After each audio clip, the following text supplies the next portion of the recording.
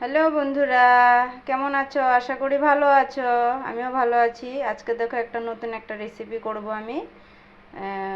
কড়াই বসা দিছি, কড়াই গরম হয়ে গেছে, তেল দিয়ে দিছি আমি আগেই। তেলটা একটু গরম হোক, তারপর ফোড়ন দিব। দেখতে থাকো রেসিপিটা কিভাবে বানাই।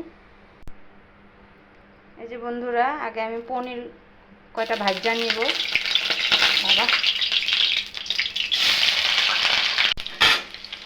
এই যে অল্প করে হলুদ দিয়ে দিলাম, সামান্য একটু লবণ দিয়ে দিলাম।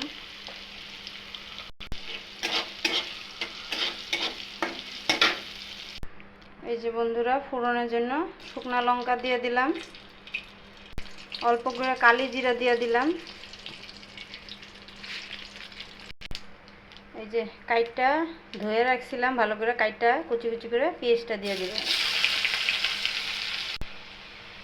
এই যে নরসিংহ পাতা আর এই যে কাঁচা লঙ্কা ফাইলে রাখছিলাম, দিয়ে দিব।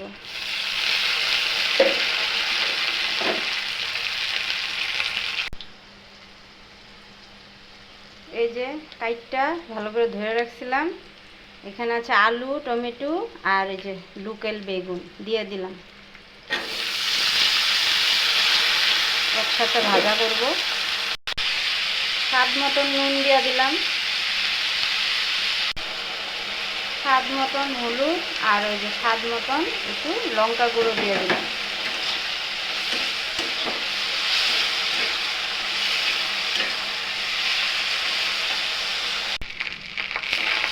হ্যালো বন্ধুরা, এই যে দেখো আমি ভাত দেওয়াটা দেখাইলাম না, এই যে ভাত দিয়ে দিলাম।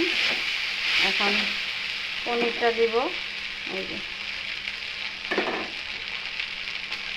তার মানে এটা আমার ছেলের জন্য বিরিয়ানি।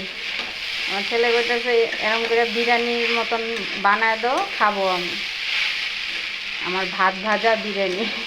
তোমাদের কার কার ভালো লাগলো রেসিপিটা? ভালো লাগলে লাইক করবা, কমেন্ট করবা, শেয়ার করবা। আর আমার নতুন বন্ধুরা আমার পেজটা ফলো করবা। তোমরা এরকম করে রেসিপিটা একবার বানায় খাইও, অনেক ভালো লাগে। বন্ধুরা ভালো থেকো, সুস্থ থেকো। আসবো আবার নেক্সট কোনো রেসিপি নিয়ে, কোনো ভিডিও নিয়ে।